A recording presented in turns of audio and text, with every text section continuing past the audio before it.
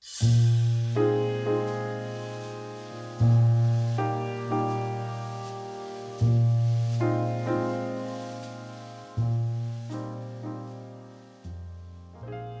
niin, eli Lady Valkyrie, eli nykyään Lady V, tässä heipparallaa.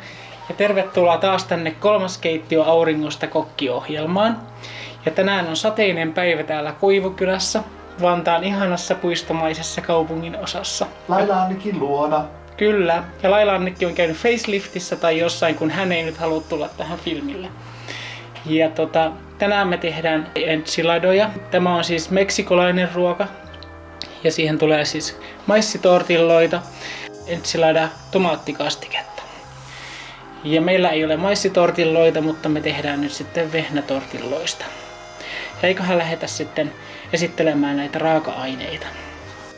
No niin, eli ensin esitellään nämä raaka-aineet. Saisinko sieltä salsaa?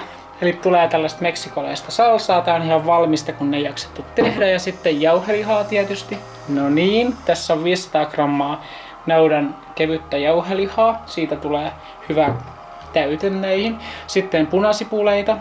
Ja punasipulit on siis koristeeksi siihen tortilloiden tai siis enchiladojen päälle. Sitten vehnäjauhoja. Mausteita. Eli mausteseos on siis tällainen takomauste. Ja tässä on siis juustokuminaa, oreganoa, mustapippuria, valkosipulia ja sipulia, muistaakseni myös paprikajauhetta. Ja tää on ihan valmista Sallinen merkkistä muistaakseni.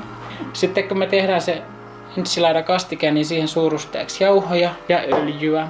Eli tässä on siis ihan tällaista oliiviöljyä, noin 2 ruokalusikkaa. Kidneypapuja, jotka pelastaa maailman. Neitä tulee se lihakastikkeeseen.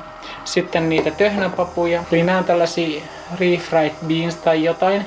Niitä ei ollut siellä kaupassa, niin me ostettiin tällainen vastaava. Eli tää on siis keitettyä papua. Niin sitten tulee tämmöistä töhnää. Sitten tietysti sipulia, niin kuin aina. Eli meillä on tässä valkosipulia ja sitten tavallista keltasipulia.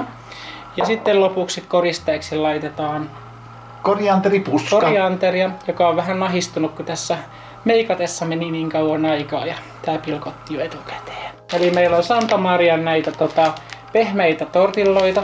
Ja nämä pitäisi perinteisesti olla maissia, koska maissi ei ime niin paljon kastiketta. Eli tavallaan näistä voi tulla vähän lötkömpiä. Mutta eiköhän lähdetä nyt hommiin, eli aletaan eka tekemään tätä kastiketta. Hommiin. No niin, eli aloitetaan tekemään enchilada kastiketta. Mulla on tässä vispilä ja sitten mulla on tällainen kattila. Ja nyt me laitetaan sitten tänne kattilaan ensin tätä oliiviöljyä. Tätä on tässä noin 2 teelusikkaa. Ja sitten me laitetaan sinne vehnäjauhoja. Näitä on siis noin 2 ruokalusikkaa.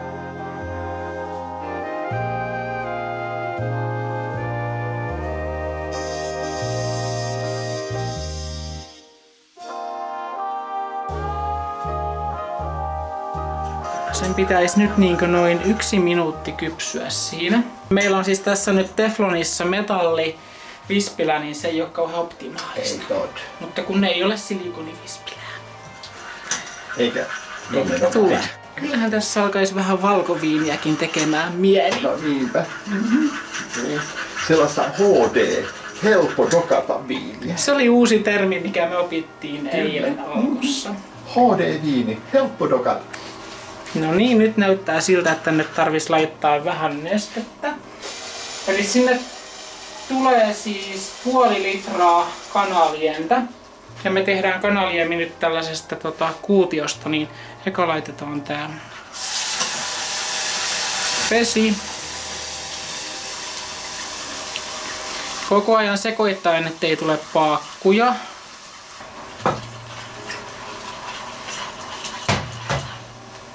No niin, ja sitten laitetaan tätä paseerattua tomaattia. Tätä on noin 1 tölkki, joka on siis noin 500 grammaa. Siellä taas pillit soi. Oi, kyllä ihana koivukylä, turvallinen sellainen. No niin, nyt näyttää aika hyvältä. Ehkä vähän paksua. Mutta laitetaan nyt se kanaliemi-kuutio sinne. Eli tällainen pikkuinen kuutio. Se kannattaa murustella, että se sulaa sinne nopeammin.